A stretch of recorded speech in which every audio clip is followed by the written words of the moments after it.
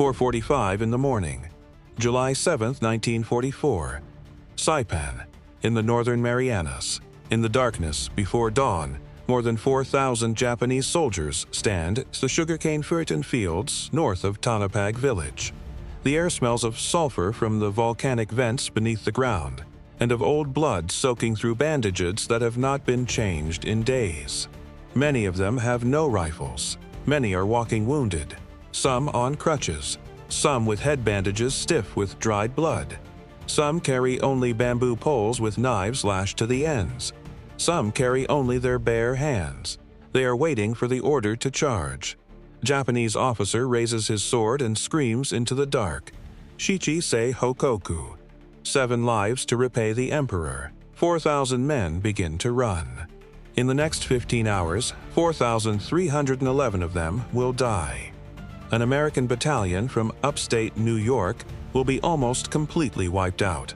4 American men, a colonel named O'Brien, a private named Baker, a dentist named Salomon, and a 19-year-old named Agerholm will earn the Medal of Honor for what they do in the next several hours. All 4 will die before the sun sets, and in a cave on the northern coast. In that same darkness, a Japanese vice admiral named Chuichi Nagumo has already put a pistol to his own temple. He is the man who ordered the attack on Pearl Harbor 2 years and 7 months earlier. He opposed the charge that is now beginning. He was overruled. And rather than watch what he knew would happen, he chose to die alone in the dark before it did. Most Americans have never heard this story. Let me put you on that island in the summer of 1944, Saipan. If you have never heard the name before, you are not alone. Most Americans today, if you asked them to name the great battles of the Pacific War, would give you Pearl Harbor and Midway and Guadalcanal and Iwo Jima and Okinawa. Some of them might reach for Peleliu. A few would remember the Philippines. Almost none would name Saipan. And yet without Saipan, none of what came after would have been possible. Without Saipan, there is no B-29 bombing campaign against Tokyo. Without Saipan, there is no Enola Gay. Without Saipan, there is no little boy dropped over Hiroshima on the 6th of August, 1945. The atomic age, as most Americans know it, began on a small volcanic island in the northern Mariana Islands in the summer of 1944, and it ended for 4,311 Japanese soldiers in a 15-hour massacre outside a village called Tanapag. Let me introduce you to the men who fought and died there. Some of them American, some of them Japanese. All of them, by the end of this story, dead. Lieutenant General Yoshitsugu Saito, 53 years old, born on the 2nd of November 1890 in Miyagi Prefecture in northern Japan. Saito was a career cavalry officer of the Imperial Japanese Army. He had entered the Army as a young cadet in 1912, at the tail end of the Russo-Japanese War generation. He had served in various cavalry regiments for over 30 years. In April of 1944, at 53 years old, he was given command of the 43rd Division and sent to Saipan. He would not leave the island alive. Vice Admiral Chuichi Nagumo, 57 years old, born on the 25th of March, 1887, in Yonezawa, in Yamagata Prefecture. Nagumo was a career Navy officer. He had graduated from the Imperial Japanese Naval Academy in 1908, class of 36, ranked 8th out of 191 cadets. He was a torpedo and artillery specialist, and in April of 1941, 6 months before Pearl Harbor, he had been appointed Commander-in-Chief of the 1st Air Fleet, the Imperial Navy's main aircraft carrier force. He had led 6 aircraft carriers to Pearl Harbor on the morning of the 7th of December, 1941. Akagi, Soryu, Hiryu, Shokaku, Zuikaku. 353 aircraft launched in 2 waves, 2,403 Americans killed. 19 ships damaged or destroyed. The moment that put America into the Second World War. 6 months later, at the Battle of Midway in June of 1942, Nagumo lost 4 of those same carriers to American dive bombers, Akagi, Kaga, Soryu, Hiryu, 4 ships that had opened the war for Japan. Gone in a single afternoon, Nagumo survived. His reputation did not. The Japanese Navy shuffled him from command to command over the next 2 years, each posting less prestigious than the last. By the spring of 1944, he had been assigned to command the Central Pacific Area Fleet, based on Saipan. It was a garrison command. A last stop for a man whose career had begun in glory and had ended, quietly, in a series of failures no one wanted to talk about. He would not leave Saipan alive either. On the American side, the men who would die on the beaches and in the sugarcane fields north of Tanapag came from towns most Americans have forgotten how to pronounce. Small manufacturing cities in New York, farming counties in Wisconsin, working-class neighborhoods in Milwaukee and Racine and Troy. Lieutenant Colonel William Joseph O'Brien, 44 years old, born on the 28th of September, 1899 in Troy, New York, a career Army officer with the New York National Guard, commanding officer of the 1st Battalion, 105th Infantry Regiment, 27th Infantry Division. O'Brien had served in the Army since before America's entry into the Second World War. He had trained his men in the New York National Guard. He knew them by name. He knew their families. He knew which of them had wives back home and which had children on the way. Private Thomas Alexander Baker, 28 years old, born on the 25th of June, 1916, also in Troy, New York, a rifleman in Company A of the same battalion O'Brien commanded. Baker was a private when he shipped out for the Pacific, and he would still be a private when he died in the sugarcane fields north of Tanapag. On the 7th of July, he would be posthumously promoted to sergeant only after his death, when the Medal of Honor was awarded to his family the following spring. When you hear the story of what Baker did during the Battle of Saipan, keep in mind that he was, from a rank standpoint, one of the lowest-ranking Americans on the island.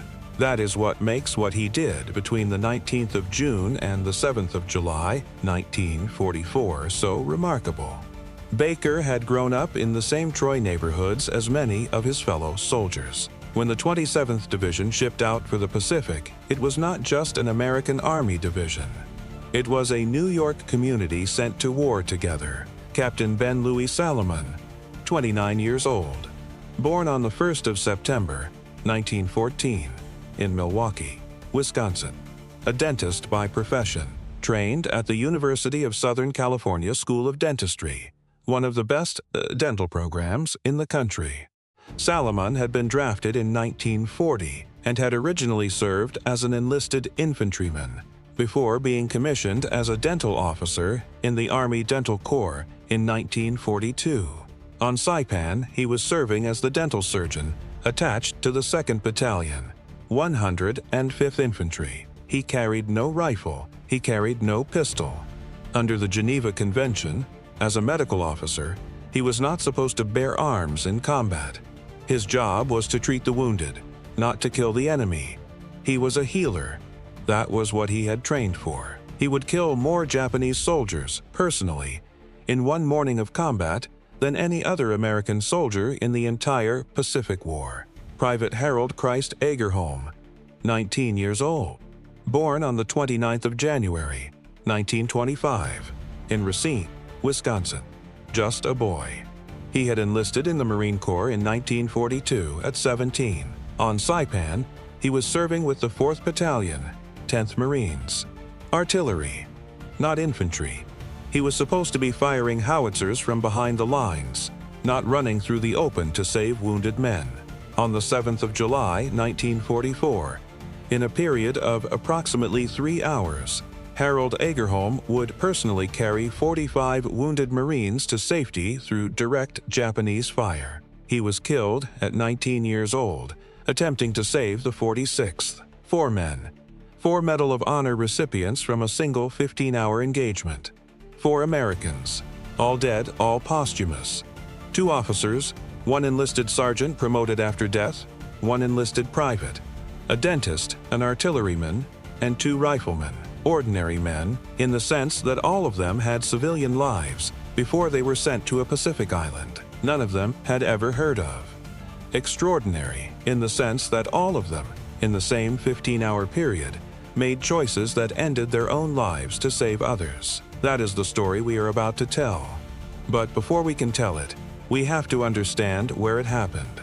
And we have to understand what put those 4,000 Japanese soldiers and those 4,000 American infantrymen on the same patch of ground on the same summer morning in 1944. Saipan was not just an island. It was the door to Tokyo. Let me show you the ground. Saipan is a small island, roughly 12 miles long and 5 miles wide, in the Northern Mariana Islands chain in the western Pacific Ocean. It covers about 44 square miles of surface area. To put that in perspective, it is roughly the size of Staten Island in New York City, but its location made it the most important piece of real estate in the entire Pacific War in the summer of 1944. 1,270 nautical miles from Tokyo. Read that number again and think about what it meant in July of 1944. The United States Army Air Forces had just accepted delivery of a new heavy bomber called the B-29 Superfortress. The B-29 was the most advanced aircraft the world had ever seen. Pressurized cabin, 4 2,200 horsepower engines, combat range of over 3,000 miles, carrying a bomb load of 20,000 pounds. There was only one problem. To be effective against the Japanese home islands, the B-29 needed a base within striking distance of Tokyo. And in the summer of 1944, the closest American-held airfields were on the coast of China, where they could be resupplied only by flying over the Himalayas. Saipan changed everything. Take Saipan, build an airfield on Saipan, and B-29s could fly from Saipan to Tokyo, drop their bombs and fly back every day, every night. Bomb load after bomb load, for as long as it took to break Japan's will to fight. That was why the United States committed almost 71,000 Marines and soldiers to the invasion of an island that most Americans had never heard of. And it was why the Japanese committed almost 32,000 men to hold it against them. The island itself was rugged in a way that made it easy to defend and hard to attack. The western coast, where the American landings would take place, was fronted by coral reefs that broke up amphibious assault waves and forced landing craft to slow down and get stuck at exactly the moments when they were most vulnerable to Japanese guns. Behind the beaches, the ground rose quickly into a spine of volcanic mountains that ran the length of the island north to south. The highest point, Mount Tapachau, rose 474 meters above sea level. From the top of Tapachau, Japanese observers could see almost every American position on the western coastal plain. Between the mountains and the sea were sugarcane fields, thousands of acres of them. Some of them cultivated by Japanese immigrant farmers who had been living on Saipan for a generation. Others gone to seed. The sugarcane grew taller than a man's head and provided perfect cover for infantry. Japanese soldiers could move through those fields invisibly, appearing suddenly at the edges to fire on American units and then vanishing again. North of the central mountains, the island narrowed and turned rocky. Sheer coral cliffs, dozens of meters high, dropped straight into the Pacific Ocean at the northernmost tip. Those cliffs had names in Japanese long before the American Marines learned them. Marpy Point, and 2 cliff faces on either side of it that would enter American military vocabulary in the second week of July 1944, with names none of the Marines who watched what happened there would ever forget. Banzai Cliff and Suicide Cliff. I will come back to those. The Japanese defense of Saipan was commanded, on paper, by General Saito of the 43rd Division.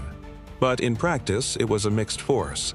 25,000 Japanese Army troops from the 31st Army, 6,000 Japanese Navy personnel under Admiral Nagumo's Central Pacific Area Fleet, and approximately 25,000 Japanese civilians, mostly Okinawan and Japanese immigrant families who had been living on Saipan under the League of Nations mandate. Since after the First World War, those civilians would become one of the tragic centerpieces of what happened on Saipan. But we will come to that as well. Now let me address the elephant in the room. The title of this video promises you a story about a weapon that fired 1,000 steel balls to wipe out a Japanese banzai charge. I need to be honest with you. That weapon, as you might imagine it from the title, did not exist in the summer of 1944. The Claymore mine, the American directional anti-personnel weapon that packs 700 steel balls behind a shaped charge of C4 explosive, was not invented until 1949, 5 years after the events on Saipan. It was patented by an inventor named Norman MacLeod in 1961. It was fielded by American troops for the first time during the Korean War in the early 1950s. Its most famous employment came a decade later, during the Vietnam War, where it was used against North Vietnamese and Viet Cong human wave assaults from 1965 onwards. There were no Claymore mines on Saipan in July of 1944.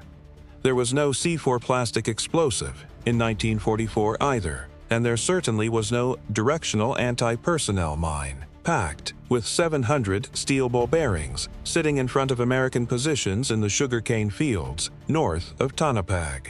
What there was something else entirely. Something that in its total effect, in the volume of steel and lead thrown through the air, was probably more terrible than any Claymore mine has ever been. Let me explain what the Americans actually used to stop the largest banzai charge of the Second World War. The primary weapon was the 105mm M2A1 howitzer. This was the standard field artillery piece of both the United States Army and the Marine Corps in 1944. It weighed about 2 tons, threw a 33-pound high-explosive shell to a range of about 7 miles when fired at normal elevations, and was operated by a crew of 8 men. It was, in every meaningful sense, an indirect fire weapon. You aimed it high into the sky. You dropped shells from above onto enemy positions you could not see. You did not use it to shoot at things directly in front of you, except when you did. The 105mm M84 canister round was a special anti-personnel projectile designed to be fired directly, over open sights, at enemy troops in the open. Instead of an explosive charge with a detonation fuse, the canister round contained hundreds of steel or lead balls, sealed in a thin metal shell that would burst open the moment the shell left the barrel. The effect at short range was that of a giant shotgun blast.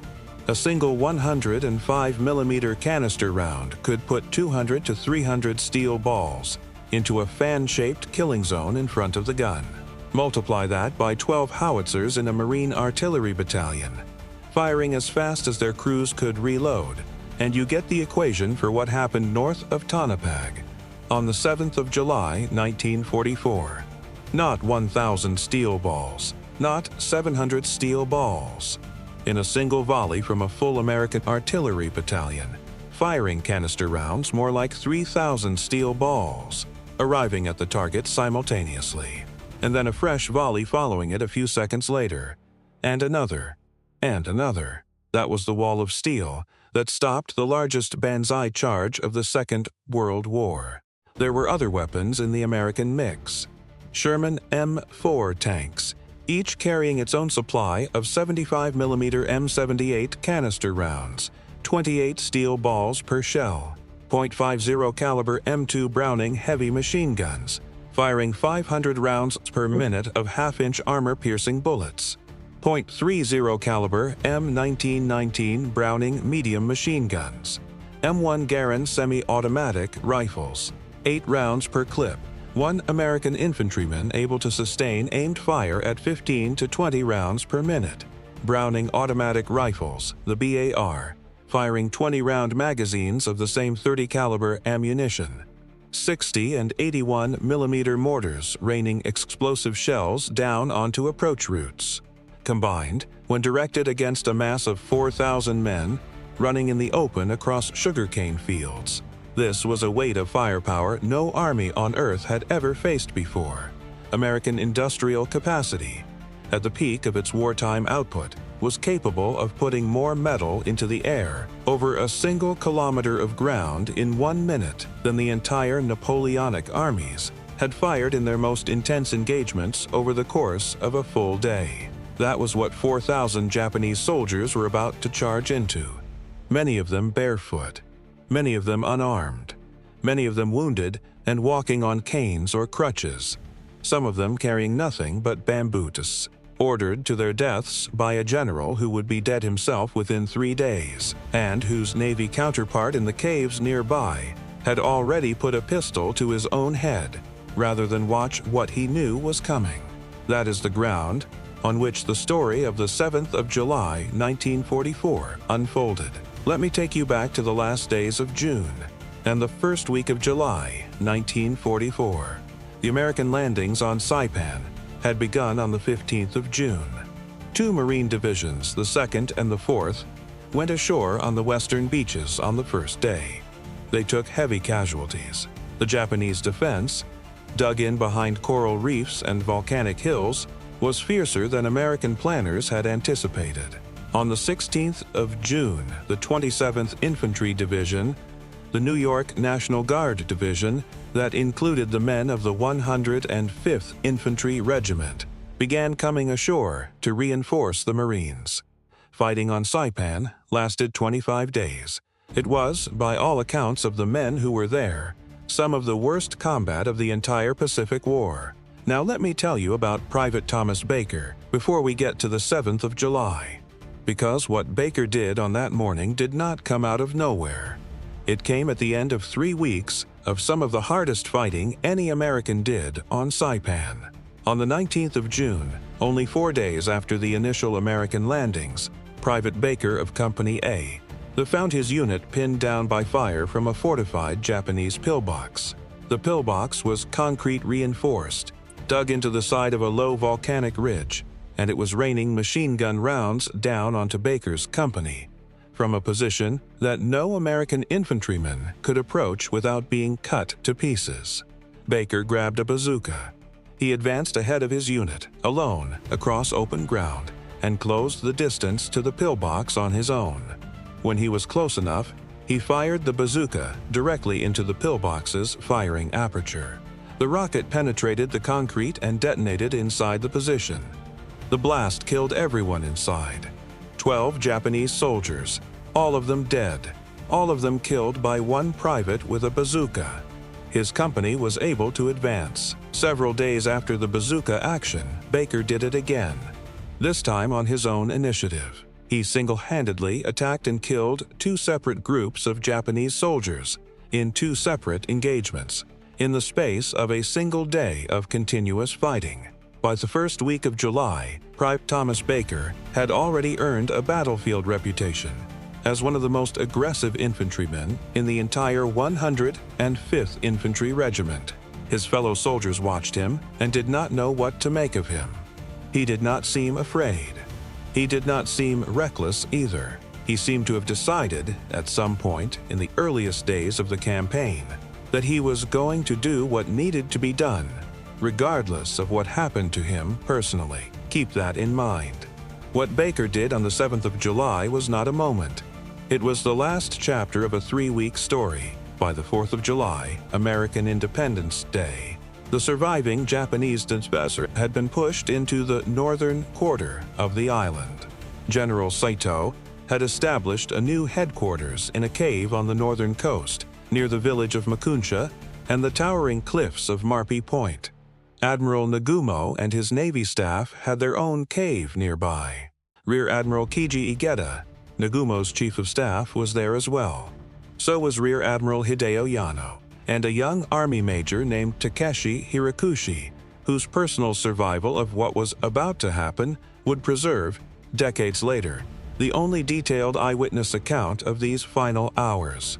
By the 6th of July, Saito understood that the situation was hopeless. His remaining troops, perhaps 4,500 men, still capable of combat, and perhaps another 2,000 walking wounded, were pinned against the northern coast with no possibility of resupply, reinforcement, or retreat. Water was running out. Food was gone. Ammunition was exhausted. Even for a Japanese officer of Saito's generation, trained from boyhood to believe that surrender was the ultimate dishonor, the numbers were impossible to argue with. On the afternoon of the 6th of July, Saito issued the order that would be his last significant act as a military commander. He called for a gyokusai attack. Gyokusai, in Japanese, literally means shattered jewel. It was the term Japanese military culture used for a mass suicide charge, in which the entire remaining force of a unit throws itself against the enemy with the intention of dying honorably rather than being captured. His written order, preserved in post-war Japanese archives, reads in translation as follows: "Whether we attack or whether we stay where we are, there is only death. However, in death there is life. I will advance with you to deliver another blow to the American devils and leave my bones on Saipan as a fortress of the Pacific." He fixed the time of the attack for 4:45 in the morning of the 7th of July. And here is where the story takes its first turn. Admiral Nagumo, in his cave nearby, did not agree with the order. The exact conversation between Saito and Nagumo has not been preserved. We know it happened only through the post-war testimony of Major Hirakushi, who was present in the caves during those final hours, and who was later interviewed by the American historian John Toland for his 1970 book, The Rising Sun. According to Hirakushi, Nagumo argued that the banzai charge would accomplish nothing except the death of every man who participated in it. The Americans were too strong. The firepower was too great. The men were too exhausted. It would be, Nagumo said, an act of suicidal futility. Saito overruled him. In the strict command hierarchy of the Japanese military on Saipan, Saito, as senior army officer commanding the ground defense, had authority over the mass of army troops. Nagumo, as senior Navy officer, could speak his mind. He could not stop Saito. The order stood. And so, on the evening of the 6th of July, Nagumo made his own decision. He would not participate in the charge. He would not lead his sailors out into the open to die in a fight he considered pointless. But he would also not survive the loss of Saipan. Sometime that evening, in the cave he had shared with his staff for the last weeks of the battle, Vice Admiral Chuichi Nagumo lit a final cigarette. According to Hirakushi's testimony, he and Rear Admiral Yano smoked together calmly for a period of time. They spoke quietly. Then Nagumo excused himself, walked to a corner of the cave, put his service pistol to his right temple, and pulled the trigger. Rear Admiral Keiji Igeta committed suicide at nearly the same time, in the same cave complex, in the same manner. The two Japanese Navy officers with the most operational experience of the entire Pacific War. One of them, the man who had personally commanded the attack on Pearl Harbor 2 years and 7 months earlier, died in the dark in a cave on a Pacific island on the same evening. Nagumo was 57 years old. His body was never returned to Japan. American Marines found it in the cave a few days later. He was buried on the island in an unmarked location and was later posthumously promoted by the Japanese Navy to the rank of full admiral, effective the 8th of July, 1944. 2 days after his death, the man who opened the Pacific War for Japan did not live to see it end. He did not live to see the atomic bombs. He did not live to see the surrender aboard the USS Missouri. He did not even live to see the last 24 hours of the battle for the island where he died. And Saito, the general who had ordered the charge that Nagumo refused to participate in, did not lead it either. Saito was 53 years old and had been wounded by American shrapnel in the fighting of the previous days. He was in no physical condition to walk at the head of a mass of men in a night attack. He remained in his own cave. His subordinate officers led the charge in his name. At 4:45 in the morning of the 7th of July, in the dark before dawn, the largest banzai charge of the Second World War began. 4,000 Japanese soldiers, sailors, and armed civilians came out of the sugarcane fields and the cave mouths and the ravines of the northern coast, running south. They were led by a small vanguard of officers with swords and pistols. Behind the vanguard came the soldiers with rifles and machine guns. Behind them came the men with bayonets fixed to poles, or with grenades, or with knives. And behind them came the walking wounded, hobbling on crutches and canes, some of them supported by fellow soldiers on either side. They hit a seam in the American line, where the 1st and 2nd Battalions of the 105th Infantry 27th Division had failed to fully connect their positions during the previous evening's deployment. The Japanese officers had spotted the seam by day. They aimed their attack directly at it. The first waves of the charge broke through the American front line within the first 15 minutes. Lieutenant Colonel William O'Brien, commanding the 1st Battalion, was in his forward command post when the attack hit. He immediately understood that his men were about to be overrun, and he did what a certain kind of American infantry officer, trained in a certain hard tradition, does in that situation. He climbed on top of a jeep. He drew both of his personal sidearms, 2 Colt M9111 45 caliber pistols, one in each hand. He began firing into the Japanese wave as it broke over his position, shouting to his men to hold the line, shouting orders to units that could no longer hear him, shouting until his voice was gone. The men who survived that morning would later say they had never seen anything like it in the entire war. A middle-aged colonel from Troy, New York, standing exposed on the hood of a jeep in the pre-dawn darkness, firing 2 pistols alternately at charging Japanese soldiers, refusing to fall back, refusing to take cover, telling the men around him that not one damned inch of ground was going to be given up. O'Brien was hit multiple times by rifle fire and shrapnel. He kept firing. He emptied his pistols, reloaded, and emptied them again. When his last magazines were gone, he grabbed a Browning machine gun off a wounded soldier and continued firing it from the hood of the jeep. Witnesses said he was still on that jeep when the position was finally overrun. His body was found there later, when American forces retook the ground. He was 44 years old. His Medal of Honor was awarded posthumously. A few hundred yards away, Private Thomas Baker of Company A had also been hit. Baker was 28 years old, rifleman, 2 years in the Army. He had already earned a battlefield reputation over the previous 3 weeks. The bazooka action against the pillbox, the 2 solo attacks against Japanese groups. His fellow soldiers knew what kind of fighter he was. He had been wounded early in the charge, a rifle round through the abdomen. His men had been trying to move him back to the beach for evacuation, dragging him with them when he stopped them. He told them the truth about his wound. He was not going to make it. He knew that. And every minute they spent trying to save him was a minute they were exposed to Japanese fire. He was going to die on Saipan. That was the only thing certain at that moment. He asked them to prop him against a tree, to give him a pistol, and to leave him there. The men who had been trying to carry him hesitated. Baker made the choice easy for them. He was a private with a battlefield reputation. None of them could match. It was, in the end, his decision. They propped him against the tree. They gave him an M1911 with a single fully loaded magazine, 8 rounds of 45 caliber ammunition. They took his last messages for his family, and they left him. 2 days later, when the 27th Division retook the ground north of Tanapag, they found Private Baker exactly where his men had left him, still propped against the same tree. The M1911 was empty. 8 Japanese soldiers lay dead in a rough semicircle in front of him.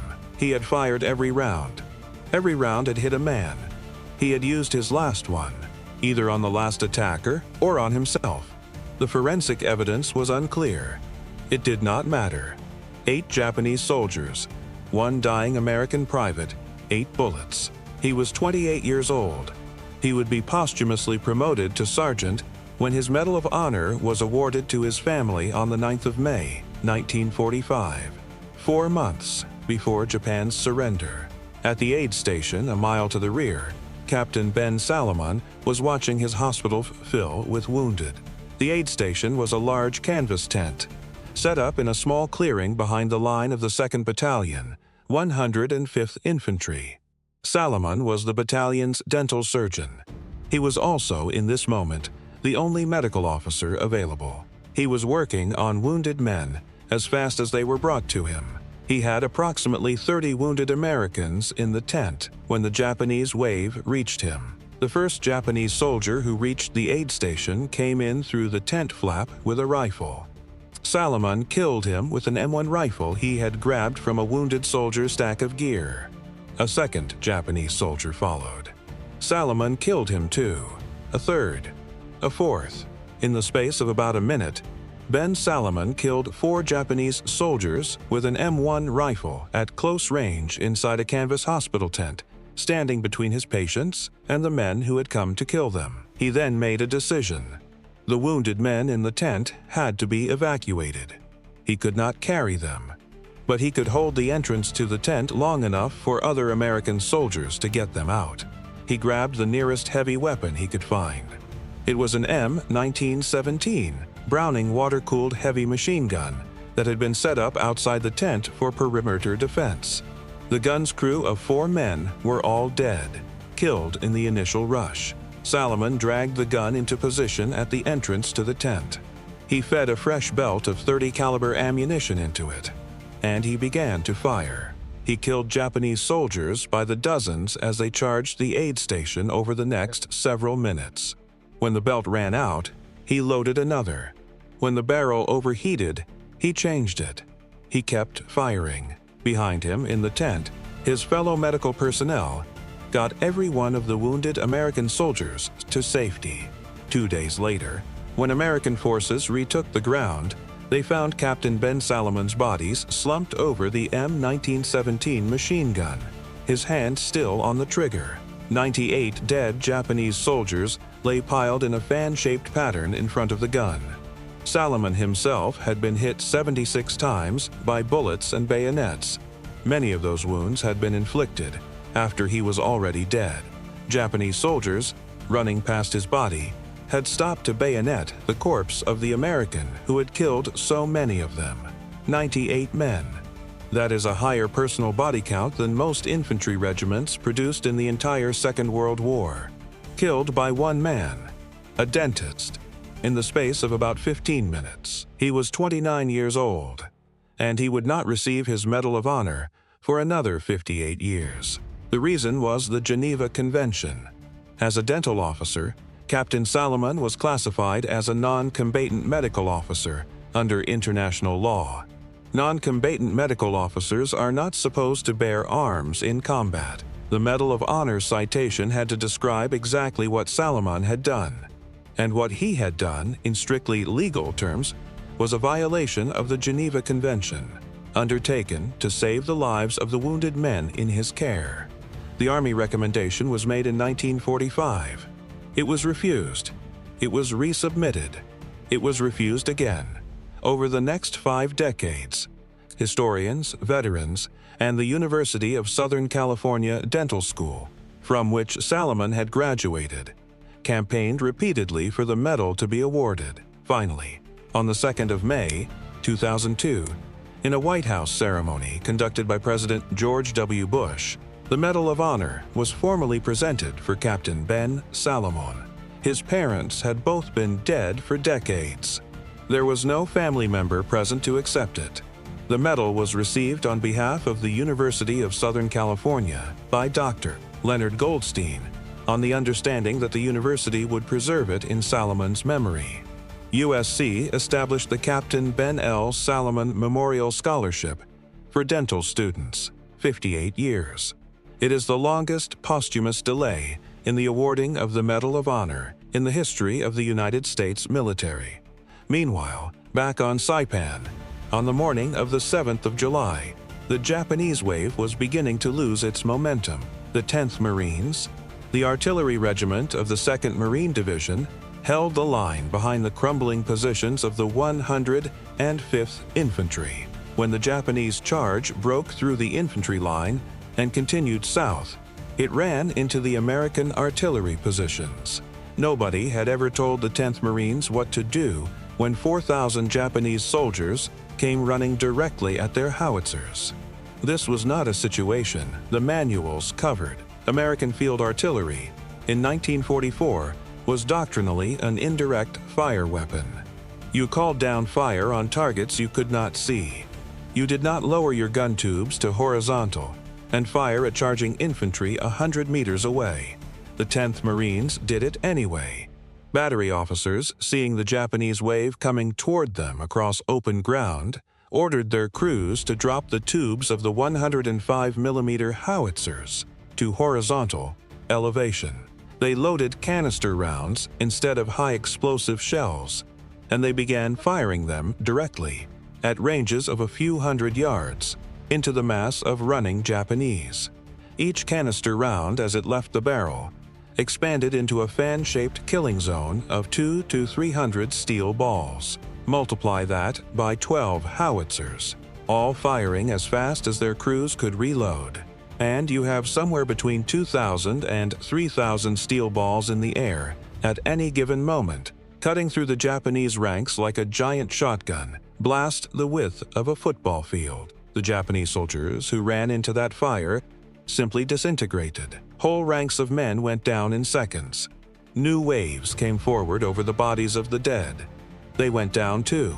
The howitzer crews, who had never trained for this and had never expected to be doing it, kept loading and firing, until their arms were shaking with fatigue and their gun tubes were glowing red.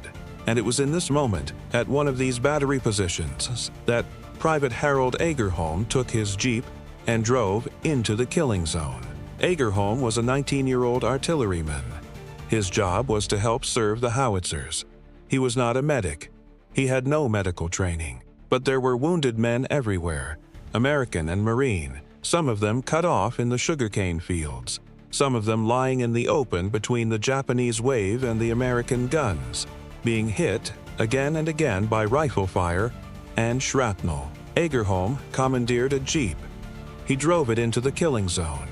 He picked up wounded men, 1 and 2 at a time, loaded them into the back, and drove them back to safety.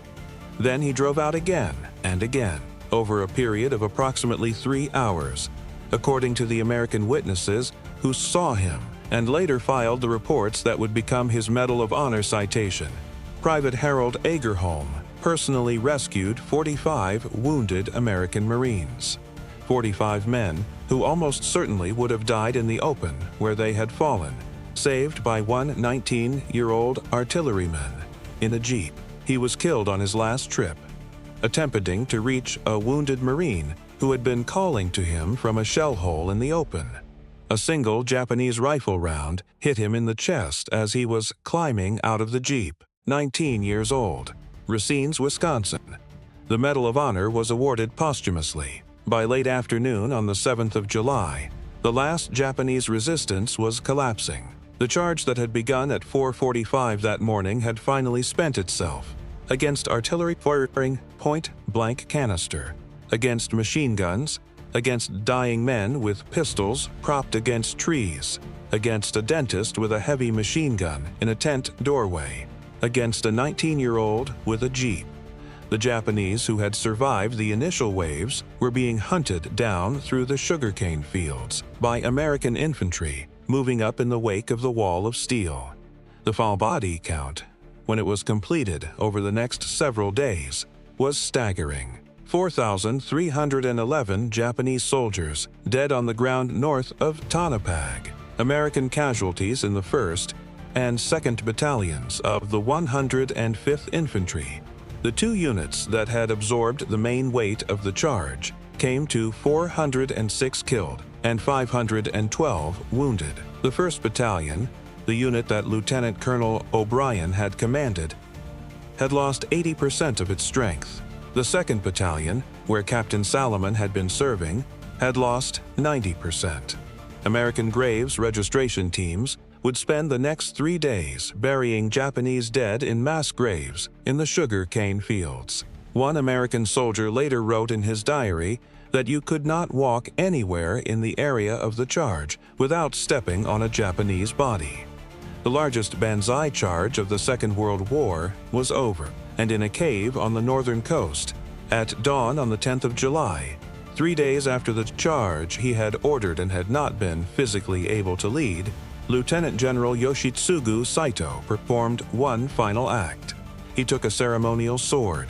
He cut open his own abdomen in the ritual of seppuku, and his adjutant, standing behind him, finished the ceremony with a pistol shot to Saito's head. When American Marines discovered Saito's body in the cave a few days later, Marine Lieutenant General Holland Smith, the overall American commander for the Marianas Campaign, did something that surprised nearly everyone. He personally ordered that Saito be given a military burial with honors. Holland Smith, Howlin' Mad Smith, the Marine general known for his contempt of the Japanese enemy. The general who had, only 2 weeks earlier, relieved his own Army Division commander in the largest inter-service dispute of the entire Pacific War. That general looked at the body of the Japanese enemy commander who had ordered the largest suicide charge of the war, and he said, essentially, this man was a professional soldier. He did his duty as he understood it. He deserves that much respect. And Saito was buried on Saipan, with military honors, by the men who had spent 25 days killing his soldiers. The battle for Saipan was declared officially over on the 9th of July, 1944, 2 days after the banzai charge. But the horror on the island did not end with the last Japanese soldier killed in combat. In the days that followed the collapse of organized Japanese resistance, American Marines advancing to the northern tip of the island encountered something none of them had been prepared for. The Japanese civilian population of Saipan, roughly 25,000 people, had been living under a Japanese League of Nations mandate since after the First World War. They were Okinawan farmers, Japanese immigrant families, small business owners, school children, wives, and grandparents. They had built lives on Saipan in the same way that immigrant families had built lives in California, or Kansas, or upstate New York. For years, the Japanese military authorities on Saipan had told them stories about what would happen if the Americans ever captured the island. They had been told, in precise and horrible detail, that American soldiers would rape their wives, torture their children, and eat their bodies. They had been told that surrender to the Americans was worse than death. Some of them believed it. At the northern cliffs, at Marpy Point and Suicide Cliff and Banzai Cliff, in the days following the 9th of July, Japanese civilians began to jump. Mothers, holding infants, walked to the edge of coral cliffs 100 meters above the Pacific Ocean and stepped off. Fathers threw their children over the edge and then followed them. Old people, unable to walk to the cliffs on their own, were carried by younger family members and pushed off. Some civilians used the last hand grenades that Japanese soldiers had distributed. They would gather in family groups, pull the pins, and detonate the grenades among themselves. American Marines standing on top of the cliffs or watching from the American ships offshore saw all of this happen. Some of them tried to stop it. Japanese-speaking interpreters, mostly Nisei American soldiers who had been born in the United States to Japanese parents, took loudspeakers to the cliff edges and pleaded with civilians not to jump. They explained, in Japanese, that the American soldiers would not harm them. They explained that food and medicine were available. They explained, over and over again, that there was no need to die. Some Japanese civilians listened to them and turned back from the edge and surrendered peacefully. 7,000 civilians survived the Battle of Saipan, most of them saved in the last days by the work of those Nisei interpreters and by American Marines who put themselves at risk trying to reach civilians before they jumped. More than 1,000 Japanese civilians did not turn back. They jumped anyway. Some estimates place the number as high as 1,500. Nobody knows the exact figure, because in many cases entire families disappeared over the edge, and no one was left alive to say who they had been. American Marines who witnessed the civilian suicides at Marpy Point were among the most permanently affected veterans of the entire Second World War. Multiple post-war accounts describe hardened combat Marines, men who had fought their way through Guadalcanal and Tarawa and the sugarcane fields of Saipan itself, sitting on the cliff tops in the days after the 9th of July, crying. Some of them for the first time since they had left home. It was, and it remains, the single largest mass civilian suicide in the history of the modern world. Marpy Point today is a Japanese National Historic Site. Banzai Cliff and Suicide Cliff are marked with monuments. Japanese tourists visit them every summer. Older Japanese families come to leave flowers for the ancestors, whose bodies were never recovered from the Pacific below. American veterans of the battle used to return as well in the decades after the war, though most of them are dead now. The last significant visits by American Saipan veterans took place in the 2010s. There are very few of them left. The strategic significance of Saipan became clear within months of the battle. Construction on the American airfields began almost immediately. The Japanese airstrip at Aslito, on the southern part of the island, was captured intact, rebuilt, and renamed Isley Field in honor of a Navy pilot who had died in the fighting. It became the first B-29 base within striking distance of Tokyo. The first American B-29 raid on Tokyo took off from Isley Field on the 24th of November, 1944. 111 super fortresses of the 73rd Bombardment Wing, bombing the Nakajima aircraft factory in the Tokyo suburbs, 4 months and 17 days after the fall of Saipan. Over the following 10 months, the B-29 bombing campaign against Japan intensified into what became the largest sustained air campaign in the history of warfare. The bases on Saipan were joined by additional bases on Tinian, 5 miles south of Saipan, and on Guam, 100 miles further south. Both islands had been captured in the Marianas Campaign in the summer of 1944. From Tinian's North Field, on the morning of the 6th of August, 1945, a B-29 named Enola Gay took off carrying a single atomic weapon called Little Boy. It flew 1,500 miles north to the Japanese city of Hiroshima.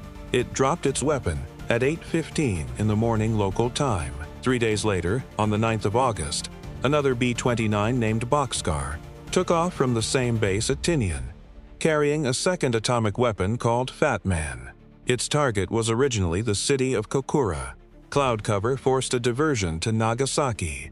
The weapon was dropped there at 11:02 in the morning local time. 6 days after that, on the 15th of August, 1945, Emperor Hirohito's recorded voice was broadcast to the people of Japan for the first time in his life, announcing that Japan would accept the terms of the Potsdam Declaration and end the war. The Second World War in the Pacific ended on Tinian, on Saipan, and on the airfields that had been built in the volcanic soil of the Northern Mariana Islands. In the summer of 1944, Lieutenant Colonel William Joseph O'Brien, killed in action on the 7th of July, 1944, at 44 years old. Medal of Honor awarded on the 9th of May, 1945. Buried at Arlington National Cemetery, Private Thomas Alexander Baker, killed in action on the 7th of July, 1944, at 28 years old. Posthumously promoted to Sergeant. Medal of Honor awarded on the 9th of May, 1945, the same day as O'Brien, buried at Gerald B.H. Solomon Saratoga National Cemetery in Schuylerville, New York. In November of 2009, 65 years after their deaths, a memorial honoring both Baker and O'Brien, along with Major General Ogden J. Ross, another Troy native who had served as an assistant divisional commander at Saipan, was installed at the Rensselaer County Office Building in Troy, New York, the city where all three men had been born. Replicas of the Baker and O'Brien Medals of Honor are mounted on the memorial. It is one of the few public monuments in the United States that ties 3 separate Medal of Honor stories to a single American city. Captain Ben Louis Salomon, killed in action on the 7th of July, 1944, at 29 years old. Medal of Honor awarded 58 years posthumously on the 2nd of May, 2002. Buried at Los Angeles National Cemetery, Private Harold Christ Ager Home. Killed in action on the 7th of July, 1944, at 19 years old. Medal of Honor. Buried at Mound Cemetery, Racine, Wisconsin, in the city where he was born. 4 Medals of Honor from a single 15-hour engagement. All 4 posthumous. All 4 earned in defense of a position most Americans have never heard of, on an island most Americans cannot find on a map, against a suicide charge most Americans have never been told happened. Vice Admiral Chuichi Nagumo, dead by his own hand in a cave on the 6th of July. Lieutenant General Yoshitsugu Saito, dead by his own hand in a different cave on the 10th of July. Rear Admiral Keiji Igeta, dead alongside Nagumo. More than 4,000 Japanese soldiers, dead in the sugarcane fields between them. More than 1,000 Japanese civilians, dead at the base of the northern cliffs in the days that followed. Major General Ralph C. Smith, the Army commander who had been relieved of the 27th Division on the 24th of June, 1944, by Marine General Holland Smith. He was cleared of wrongdoing in the subsequent investigation. He continued his Army career, retired as a Major General, and lived to be 104 years old. He died on the 21st of January, 1998. He outlived Holland Smith by 31 years. Lieutenant General Holland Smith, Howlin' Mad Smith, retired from the Marine Corps in 1946. Died on the 12th of January, 1967, at 84 years old. The Battle of Saipan continues, in a certain sense, to shape the world we live in. Every day, aircraft still fly from Saipan and Tinian and Guam. The American military presence in the Marianas has never left. From those bases, in the past 3 decades, American aircraft have flown missions in the Gulf War, in Afghanistan, in Iraq, in Syria, and in every American military operation across the Western Pacific. The strategic logic that made Saipan indispensable in 1944, 1,270 miles from a critical enemy capital, has not fundamentally changed in 80 years. And every year, on the 7th of July, small groups of American veterans and Japanese survivors and their descendants gather at Marpy Point and Suicide Cliff and Banzai Cliff to remember the dead of both sides.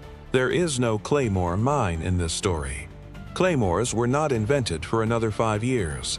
But there was, on that morning, a wall of steel unlike any that had ever been thrown by any army against a human wave assault, before or since.